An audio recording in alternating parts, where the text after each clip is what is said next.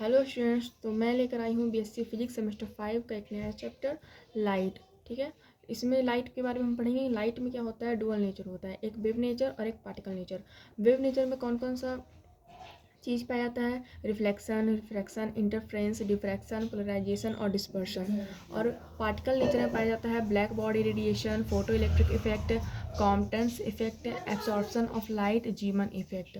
ठीक है, तो आगे हम पढ़ेंगे डी ब्रोगली का कहना है, डी ब्रोगली ने 1924 में बताया था डुअल नेचर ऑफ मैटर के बारे में। ठीक है, तो उनका कहना है कि a moving particle in high speed consists wave associated with it, यानी कि एक मूविंग पार्टिकल, वैसा पार्टिकल जो मूव कर रहा है कौन से स्पीड में, एकदम हाई स्पीड में, वो कंसिस्ट करता है वेव को। ठीक है, अगर कोई भी पार्टिकल बहुत ही हाई स्पीड में घूम रहा है तो वो वेव को जनरेट करता है और वेव को वो कंसिस्ट करता है। ठीक है, तो उन्होंने फिर, और इसी को हम लोग क्या कहते हैं, मैटर वेव कहते हैं। ठीक है, हमने मैटर वेव का नाम पहली बार सुना है, पहली बार। ठीक है, हमें आगे पढ़ने को है तो हम इसे पहली बार सुन रहे हैं। ठीक है,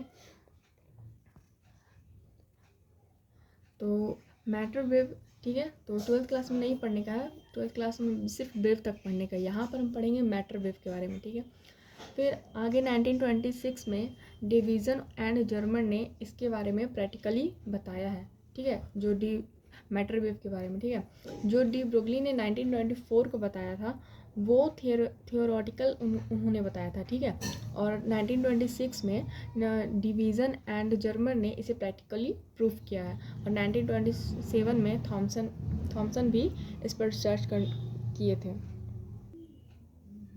लाइट, प्लैंक कॉन्सेप्ट। ठीक है, प्लैंक कॉन्सेप्ट के अकॉर्डिंग ई बराबर एच न्यू होता है। ठीक है, तो इसे हम इक्वेशन 1 मान लेते हैं। आइंस्टाइन के अकॉर्डिंग ई बराबर एम सी स्क्वायर होता है, तो इसे हम इक्वेशन 2 मान लेते हैं। यहाँ पर एम क्या है, रेस्ट मास ऑफ फोटोन है। ठीक है, तो इसलिए एच न्यू बराबर एम सी स्क्वायर हो जाएगा। चूँकि दोनों एनर्जी आपस में क्या है, मतलब कि दोनों एनर्जी है। ठीक है, तो ये दोनों आपस में बराबर होगी, तो यहाँ पे H nu equal to M C square हो जाएगा। ठीक है, फिर यहाँ पे हम एम निकालेंगे तो होगा M equal to H nu बटा सी स्क्वायर, इसे हम इक्वेशन 3 मानेंगे। ठीक है, तो मोमेंटम ऑफ ए फोटोन, तो पी बराबर एम सी, कैसे, क्योंकि मोमेंटम बराबर होता है मास इंटू वेलोसिटी। मोमेंटम का फॉर्मूला होता है, मोमेंटम इक्वल टू होता है मास इंटू वेलोसिटी। ठीक है, मोमेंटम इक्वल टू होता है मास इंटू वेलोसिटी। तो यहाँ पे जो वेलोसिटी है वो है स्पीड ऑफ लाइट। ठीक है, क्या है, स्पीड ऑफ लाइट, यानी कि सी। स्पीड ऑफ लाइट को सी से सूचित करते हैं, तो यहाँ पे एम है मास और सी है वेलोसिटी, यानी कि मास इंटू वेलोसिटी, यानी mass into speed of light equal to momentum. तो यहाँ पे पी और एम सी हमने लिया। उसके बाद यहाँ पे हम सी क्यों ले रहे हैं, क्योंकि हम प्रकाश की चाल जो है उससे प्रूफ करना चाहते हैं कि हाँ, प्रकाश की चाल जो है वो वेव उत्पन्न करती है या नहीं। ठीक है, ये हम प्रूफ करना चाहते हैं, इसलिए हमने सी लिया, यानी कि 3 × 10⁸ मीटर पर सेकेंड, ये हमने इसलिए लिया है। ठीक, क्योंकि इससे ज़्यादा हाई स्पीड किसी को हो ही नहीं सकती है, राइट। तो प्रकाश की चाल से ज़्यादा स्पीड किसकी हो सकती है, किसी भी पार्टिकल की नहीं हो सकती है, तो इसलिए। और कहा गया कि हाई स्पीड में ही वेवलेंथ मतलब जनरेट होता है। ठीक है, वेव जनरेट होता है। ठीक, तो हम इसलिए ये वाला वैल्यू ले रहे हैं। ठीक, 3 × 10⁸, क्योंकि इससे हाई स्पीड कुछ होता ही नहीं है और हमें हाई स्पीड की ज़रूरत है इसलिए। तो P इक्वल टू हो जाएगा m बराबर एच न्यू बटा सी स्क्वायर। हमने इक्वेशन 3 से निकाला था m equal to H nu बटा सी स्क्वायर, तो ये इक्वेशन 3 हो गया। और यहाँ पे p बराबर एच न्यू स्क्वायर, यानी कि m का वैल्यू पुट कर दिया, और ये पहले से c था तो एक c से एक c कैंसिल हो गया। ठीक है, तो हमारा आ गया p equal to H nu by C. ठीक है, चूँकि हम जानते हैं कि c बराबर क्या होता है, न्यू लेमडा होता है। c बराबर क्या होता है, न्यू लेमडा, यानी कि c वेलोसिटी भी आप कह सकते हो, v से सूचित कर सकते हो और c से भी। लेकिन यहाँ पे हम प्रकाश की चाल ले रहे हैं, कोई नॉर्मल चाल तो ले नहीं रही है, तो हम प्रकाश की चाल को स्पेशल से c से सूचित करते हैं। यहाँ पे लिखेंगे c equal to nu lambda. तो चूँकि हम जानते हैं we know that c equal to nu lambda, तो यहाँ पे हो जाएगा lambda equal to c by nu. ठीक है, तो यहाँ पे हम क्या करेंगे, p equal to H nu by C, क्योंकि यहाँ पे लेमडा बराबर होता है c बाई न्यू, तो यहाँ पे न्यू बाई सी जब अपोजिट कर देंगे, उल्टा कर देंगे, तो यहाँ पे हो जाएगा 1 बाई लेमडा। ओके, तो यहाँ पे हमारा आ जाएगा p equal to H by lambda, या फिर हम इसे ऐसे लिख सकते हैं h बटा लेमडा। ठीक है, फिर लेमडा इक्वल टू हो जाएगा h बटा p। ठीक है, तो ये हमारा क्या हो गया, प्रूफ हो गया कि हाँ, प्रकाश की चाल में क्या होती है, इतना हाई स्पीड है तो इसमें क्या वेवलेंथ क्या होता है, उत्पन्न होता है। ठीक है, अब ये तो हो गया प्रकाश की चाल के लिए, लेकिन अब हमें एक मैटर पार्टिकल के लिए प्रूफ करना है। हमें मैटर पार्टिकल के लिए प्रूफ करना है कि क्या मैटर पार्टिकल भी अगर हाई स्पीड से घूमेगा तो क्या उसमें भी वेव उत्पन्न होगा, और हम ये पाएंगे कि हाँ ऐसा होगा। ठीक है, तो for a matter particle lambda equal to H बटा एम भी। ठीक है, यहाँ पे लेमडा क्या है, डी ब्रोगली वेवलेंथ है, और एच कांस्टेंट होता है, और यहाँ पे एम क्या है, पार्टिकल, और भी क्या है, भी जब एक बार हम भी को जीरो करेंगे और एक बार भी को इन्फिनाइट करेंगे, और लेमडा तो वेव है। ठीक है, आगे जब हम एच का वैल्यू मतलब कि यहाँ पुट कर देंगे तो हमारा ये आ जाएगा 6.62 इंटू 10⁻⁻⁴। ये लगता है हाँ प्लैंक कांस्टेंट है एच। ठीक है, और फिर बटा एम यानी पार्टिकल जो है उसका हम मास लिख देंगे। ठीक, एम है इलेक्ट्रॉन का पार्टिकल है, यानी कि इलेक्ट्रॉन का मास होता है 9.1 इंटू 10⁻31, और ये भी है। ठीक है, भी फिर इक्वल टू इसे सॉल्व करेंगे तो इसका एक वैल्यू आ जाएगा। ठीक है, अब हम पढ़ेंगे कि इलेक्ट्रॉन को मूव कैसे करते हैं। ठीक है, de Broglie wavelength of electrons. ठीक है, potential difference equal to capital भी, याद रखना कैपिटल भी, स्मॉल भी से शायद क्या करते हैं वेलोसिटी को सूचित करते हैं, और यहाँ पोटेंशियल डिफरेंस को कैपिटल भी से सूचित करते हैं। ठीक है, सूचित करते हैं, तो यहाँ पे हो जाएगा पोटेंशियल एनर्जी हाफ एम्बियर स्क्वायर, क्योंकि हम जानते हैं कि पोटेंशियल एनर्जी हाफ एम्बियर स्क्वायर होता है, इक्वल टू ये इलेक्ट्रॉन वोल्ट के बराबर हो जाएगा। तो हम यहाँ पे क्या करेंगे, दोनों तरफ क्या एम से मल्टीप्लाई करेंगे, तो यहाँ पे हो जाएगा M square V square equal to 2m electron volt, यानी कि ये जो 2 है वो क्रॉस होकर उधर चला जाएगा। ठीक है, फिर डी ब्रोगली वेवलेंथ के अकॉर्डिंग जब इसे हम वैल्यू पुट करने पे, यहाँ पे जो वैल्यू है, वैल्यू यहाँ पे जब पुट करेंगे इस लाइन में, ठीक है, इस लाइन में जब वैल्यू पुट करेंगे तो हमारा आ जाएगा लेमडा इक्वल टू एच बटा √2m/eV। ठीक है, तो यहाँ एच क्या है, प्लैंक कांस्टेंट है, और यहाँ पे भी क्या है, वेलोसिटी ऑफ वेव या फिर पार्टिकल। ठीक है, और यहाँ पे लेमडा क्या है, वेव है। ठीक है, तो यहाँ पे वैल्यू पुट करेंगे तो यहाँ पे आ जाएगा 12.27 इक्वल टू √v। ठीक है, तो यहाँ पे ये तो कांस्टेंट हो गया, और वेव का जो लेमडा का जो ये होता है यूनिट होता है वो एंगस्ट्रॉम में होता है। ठीक है, तो यहाँ पे ये जब कांस्टेंट हो गया तो जो लेमडा है वो किसके समानुपाती हो जाएगा, 1/√v के समानुपाती हो जाएगा। ठीक है, अब हम यानी कि भी पे डिपेंड करता है, √v पे ये लेमडा डिपेंड करता है। ठीक है, ये इंक्रीज होगा तो ये डिक्रीज होगा, इस तरीके से इस पे डिपेंड करता है। ठीक है, ये समानुपाती है। ठीक है, आगे बढ़ते हैं, D Broglie wavelength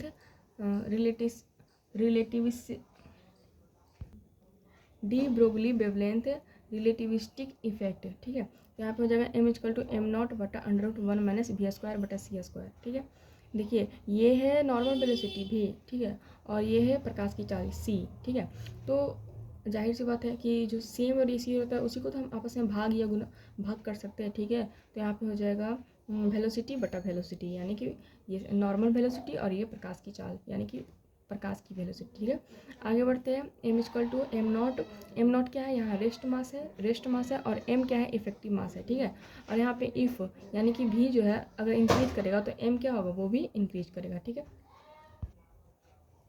lambda equal to H बटा एम भी, तो लेमडा हो जाएगा इक्वल टू एच बटा m0 भी √1 - v² बटा c²। ठीक है, अब हम लोग पढ़ेंगे डी ब्रोगली वेव। ठीक है, तो डी ब्रोगली वेव में हम पढ़ेंगे H equal to lambda equal to H बटा एम न्यू। ठीक है, लेमडा इक्वल टू एच बटा एम न्यू। ठीक है, तो यहाँ पे एच क्या है, प्लैंक्स कांस्टेंट है। डी ब्रोगली वेव, तो यहाँ पे हो जाएगा H equal to lambda equal to H बटा एम न्यू, तो यहाँ पे एच हो जाएगा प्लैंक कांस्टेंट और एम हो जाएगा मास ऑफ पार्टिकल। ठीक है, यहाँ पे ध्यान देना है कि ये मास ऑफ पार्टिकल है, मास ऑफ वेव नहीं है। ठीक है, क्योंकि वेव का मास होता ही नहीं है। ठीक है, पहली बात, वेव का मास नहीं एग्जिस्ट करता है। ठीक है, क्योंकि वेव इतना हाई स्पीड में होता है, जो वेव का जो पार्टिकल है या फिर जो भी है वो इतना हाई स्पीड में मूव करता है कि उसका मास एग्जिस्ट करता ही नहीं है। ठीक है, तो वेव का कोई मास वास नहीं होता है।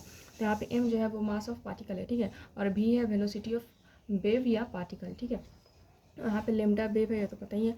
तो ये तो इनका कहना था डी ब्रोगली का कहना था। ठीक है, ये तो हो गया लेमडा इक्वल टू एच बटा एम न्यू। अब एक और मॉडल आया जो जिनका नाम है बोर्स एटॉमिक मॉडल।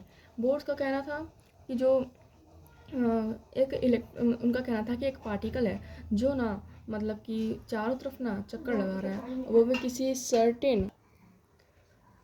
तो यहाँ पे बोर्स का कहना था कि जो एक इलेक्ट्रॉन जो है वो एक सर्टेन फेज में क्या होता है, राउंड मतलब घूमता है। ठीक है, तो उन्हीं के अकॉर्डिंग तो angular M V R angular momentum होता है, एम वी आर होता है। तो यहाँ पे आर की जगह पे हमने आर एन लिया है, ठीक है, आर एन इस तरह से, आर एन, ठीक है, इस तरीके से आर एन। तो यहाँ पे आर जो है वो तो आर है, मतलब त्रिज्या यहाँ पर, और यहाँ पे एन यानी कि एन हो गया नंबर ऑफ कितनी बार वो चक्कर लगा रहा है, ठीक है, इस तरीके से एम वी आर एन, ठीक है, एम बी आर एन हो गया इक्वल टू एन एच बटा 2 पाई, ठीक, ये एंगुलर मोमेंटम हो गया, यानी कि angular momentum M V R N H by 2 pi के बराबर होगा, ठीक है। पहले हमने 12 तक इतना पढ़ा था कि angular momentum M V R होता है, ठीक है, इतना हमने कोणीय संवेग बराबर एम बी आर होता है, इतना हमने पढ़ा था। तो अब हम ये पढ़ रहे हैं कि एम बी आर जो है यानी कि एंगुलर मोमेंटम जो है वो एन एच बाई 2 पाई के बराबर होता है, ठीक है। और यहाँ पे एन जो क्या है, एन हो जाएगा हमारा इंटीजर 1 2 3 डॉट डॉट, ठीक है। तो अब हम इसे प्रूफ करेंगे। तो हम आप खुद मतलब इमेजिन कीजिए या फिर सोचिए थोड़ा सा कि जब इलेक्ट्रॉन मूव करेगा तो जाहिर सी बात है वो एक चक्कर मतलब कि पूरा लगाएगा, तो ये हो जाएगा ब्रीथ। तो ब्रीथ का जो सरकमफ्रेंस है, परिधि है, वो क्या होता है 2 पाई आर होता है, ठीक है। तो यहाँ आर की जगह हम पे क्या लगे रहे हैं, एन ले रहे हैं, ठीक है। तो यहाँ पे हो जाएगा 2 पाई आर एन और इक्वल टू, तो जब वो एक चक्कर पूरा करेगा तो वेव उत्पन्न करेगा। तो वेव है कि एक वेव हुआ, फिर यहाँ पे फिर यहाँ से फिर 2 वेव हुआ, तो इस तरीके से और बड़ा रहेगा, ठीक है। तो कच्छा जिसे कहते हैं कच्छा, तो और बड़ा रहेगा, या फिर कच्छ, तो यहाँ पे और बड़ा रहेगा तो और भी सारे वेव बनेंगे, 1 वेव 2 वेव 3 वेव 4 वेव, इस तरह से जितना बड़ा रहेगा उतना बड़ा वेव बनेगा, ठीक है। और छोटा रहेगा तो 2 वेव बनेगा, ठीक है, इस तरीके से। तो यहाँ पे क्या होगा, यहाँ पे ये आर एन यानी कि 1 हुआ, फिर 2 हुआ, फिर 3 हुआ, इस तरीके से। तो यहाँ पे एन लेना ही पड़ेगा, 2 pi R N equal to N lambda, यानी कि लेमडा क्या है, वेव है। तो कितने सारे, एक ही, यानी कि एक में कितने सारे वेव बनेंगे, तो यहाँ पे एन लिखाएगा, ठीक। अगर 2 वेव बनेंगे तो यहाँ 2 लिखाएगा, 4 वेव बनेंगे तो 4 लिखाएगा, ठीक है। और ठीक है, तो 2 pi R N equal to हो जाएगा एन इंटू एच बटा एम न्यू, ठीक है। तो लेमडा बराबर एच बटा एम भी होता है, ये हमें पता है, यहाँ से पता है, देखिए लेमडा बराबर एच बटा एम भी होता है, ठीक है, ये हमें अच्छा से पता है। तो यहाँ पर हो जाएगा 2 pi R N equal to N, lambda का वैल्यू पुट कर दिया, एच बटा एम बी। तो यहाँ पे हो जाएगा मल्टीप्लाई करेंगे तो M V R N equal to N into H बटा 2 पाई, ठीक। तो ये हमारा प्रूफ हो गया, यही हमें प्रूफ करना था, यानी कि प्रूफ हो गया ये, ठीक है। और यहाँ पे एन क्या है, इंटीजर है, ठीक है। और एन कभी ऐसे नहीं हो सकता 2.5 2.5 3.5 7.5 इस तरीके से नहीं हो सकता, वो पूरा होगा, इंटीजर होगा, ठीक, 1 2 3 4 इस तरीके से होगा, ठीक है, ओके। अब हम पढ़ेंगे वेव पैकेट के बारे में, ठीक है। वेव पैकेट क्या होता है, ठीक है। तो इन क्वांटम फिजिक्स में each moving particle is associated with group of waves called wave packet, यानी कि प्रत्येक मूविंग पार्टिकल, ठीक है, प्रत्येक मूविंग पार्टिकल जो क्या एसोसिएटेड करता है किसके साथ, ग्रुप ऑफ वेव्स, यानी कि तरंगों का ग्रुप बनाता है प्रत्येक पार्टिकल, जो प्रत्येक पार्टिकल ये करता है, तरंगों का ग्रुप बनाता है, उसे हम वेव पैकेट कहते हैं, ठीक है। एक चीज़ और ध्यान रखना है कि सिंगल वेव एग्जिस्ट नहीं करता है, ठीक है, ये चीज़ ध्यान रखना है कि सिंगल वेव एग्जिस्ट नहीं करता है, group of waves he exist करता है, ठीक है, ठीक है। फिर यहाँ पे हम इस तरीके से चित्र से समझ, तो यहाँ पे हमारा हो जाएगा वेव पैकेट। तो यहाँ पे वेव पैकेट जो होता है, जो ग्रुप ऑफ वेव्स, देखिए यहाँ पे वेव्स का ग्रुप बन रहा है कि नहीं बन रहा है, यहाँ पे देखिए ये एक वेव हुआ, ये एक वेव हुआ, ये दूसरा वेव, ये तीसरा वेव, ये चौथा वेव, ये पांचवा, ये छठा, तो यहाँ पे ग्रुप ऑफ वेव्स हुआ, ठीक है। तो उसी तरीके से आगे बढ़ते हैं। अब हम पढ़ेंगे किसके बारे में, वेव वेलोसिटी और फेज वेलोसिटी के बारे में, ठीक है। तो यहाँ पे इसे वेव वेलोसिटी और फेज वेलोसिटी, ये सिंगल वेव है, ठीक है, सिंगल वेव, तो सिंगल वेव एग्जिस्ट नहीं करता, यहाँ पे ये प्रूफ हो जाएगा। तो जैसा कि हम एक इक्वेशन के बारे में जानते होता है, Y equal to A sine omega T minus K X. यहाँ बाई क्या है, बाई है डिस्प्लेसमेंट ऑफ द पार्टिकल, और ए क्या है एम्पलीट्यूड ऑफ वेव, ठीक है, और ओमेगा क्या है एंगुलर फ्रिक्वेंसी है, और टी क्या है टाइम है, और के क्या है प्रोपेगेशन कांस्टेंट है, जिसका मतलब होता है के इक्वल टू 2 पाई बटा लेमडा, और एक्स क्या है, एक्स है positive x direction of wave, यानी कि वेव जो है वो पॉजिटिव एक्स डायरेक्शन में जा रहा है, ठीक है, की तरफ जा रहा है। इस चित्र से आप समझ सकते हैं, ठीक है, ये चित्र है, ठीक है, ये चित्र है, और इसमें एक्स जो है एक्स के डायरेक्शन में ये वेव ऐसे ऐसे जा रहा है, ठीक है, इस दिशा में, पॉजिटिव एक्स की दिशा में, और ये ऊपर बाई है, ठीक है, ये बाई है ये।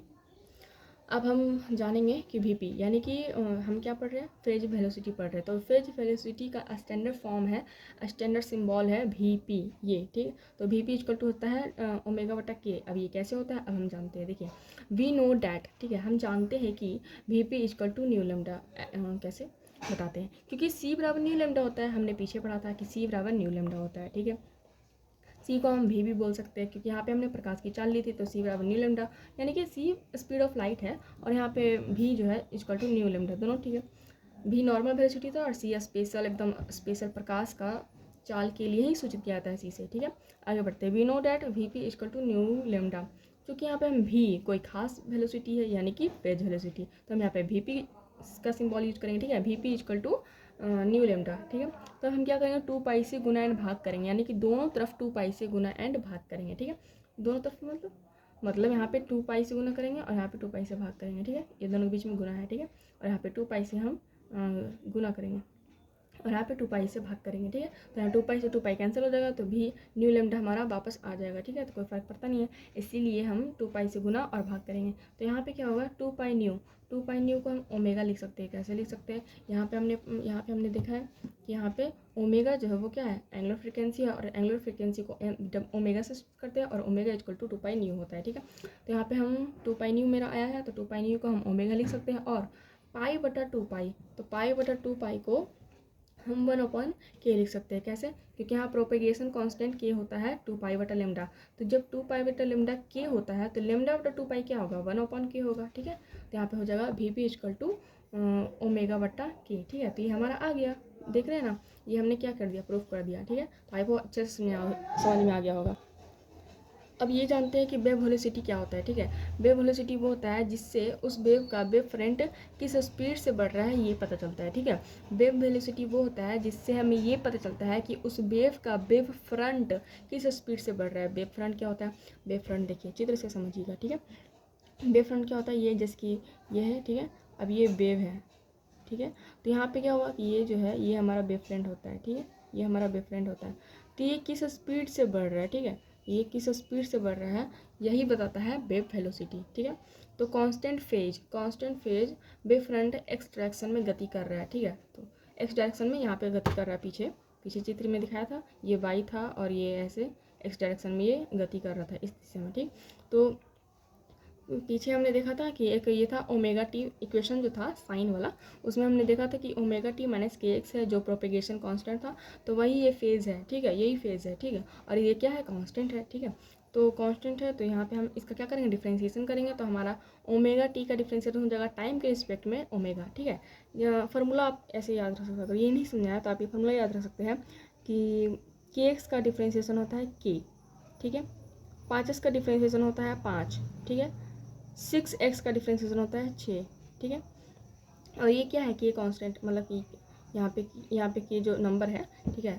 उसी तरह से 7x का डिफ्रेंशिएशन होता है 7, अगर हम x के रिस्पेक्ट में करेंगे तब, ठीक है। उसी तरह यहाँ पे ओमेगा टी का डिफ्रेंशिएशन कर रहे हैं हम t के रिस्पेक्ट में, तो यहाँ पे ओमेगा हो जाएगा, ठीक है। यहाँ पे के एक्स का डिफ्रेंशिएशन करेंगे टी के रिस्पेक्ट में, तो हो जाएगा K D X by D T, ठीक है। K D X by D T equal to 0। ये डिफ्रेंशिएशन का बहुत ही ईजी और सबसे बेसिक वाला ये तरीका है, ठीक है। तो 12th में पढ़ने का है। उसके बाद हम जानते हैं ये क्या निकाल रहे थे, ये हम निकाल रहे थे फेज वेलोसिटी, ठीक है। फेज वेलोसिटी को वी पी से सूचित करते हैं, तो हो जाएगा हमारा, हाँ। तो हम यहाँ पे भी देख सकते हैं, छोटा सा कैलकुलेशन क्या है, बहुत ही रफ है, माइनस के। तो यहाँ पे क्या हो जाएगा कि माइनस के हो जाएगा, ओमेगा उधर चल जाएगा, ठीक है। ये कांस्टेंट का डिफरेंशिएशन 0 होता है, पता होना चाहिए। माइनस के डी एक्स इक्वल टू हो जाएगा माइनस ओमेगा, ठीक है। तो माइनस से minus cancel, D X by D T equal to हो जाएगा ओमेगा बटा के। तो यहाँ पे हमारा डी एक्स बटा डी टी हो जाएगा ओमेगा बटा के, यानी कि हमारा फेज वेलोसिटी निकल गया। तो हमने ये प्रूफ कर दिया कि फेज वेलोसिटी इक्वल टू होता है ओमेगा बटा के। तो नेक्स्ट यहाँ तक, अभी इस वीडियो में इतना तक ही, ठीक है। नेक्स्ट वीडियो में हम पढ़ेंगे कि ग्रुप वेलोसिटी के बारे में पढ़ेंगे, ठीक है। तो वो वेलोसिटी जिससे वेव पैकेट आगे बढ़ता है उसे ग्रुप वेलोसिटी कहते हैं। जाहिर सी बात है कि वेव पैकेट क्या रहेगा, वेव पैकेट में क्या होता है, ग्रुप ऑफ वेव्स होता है, राइट। तो ग्रुप ऑफ वेव्स यानी कि वेव पैकेट जब आगे बढ़ता है तो उसे हम ग्रुप वेलोसिटी कहते हैं, ठीक है। उसके वेलोसिटी को हम कहते हैं, ठीक। तो वो वेलोसिटी जिससे वेव पैकेट आगे बढ़ता है उसे ग्रुप वेलोसिटी कहते हैं। और ग्रुप वेलोसिटी को वी जी से सूचित करते हैं। और VG का एक्सप्रेशन हम नेक्स्ट वीडियो में निकालेंगे। और VP यानी कि फेज वेलोसिटी एंड VG यानी कि ग्रुप ऑफ वेलोसिटी का रिलेशन भी हम नेक्स्ट वीडियो में समझेंगे। ठीक है, तो इस वीडियो में इतना ही। आई होप आपको अच्छे से समझ में आ गया होगा। तो thanks for watching my video. Like कीजिए, सब्सक्राइब कीजिए।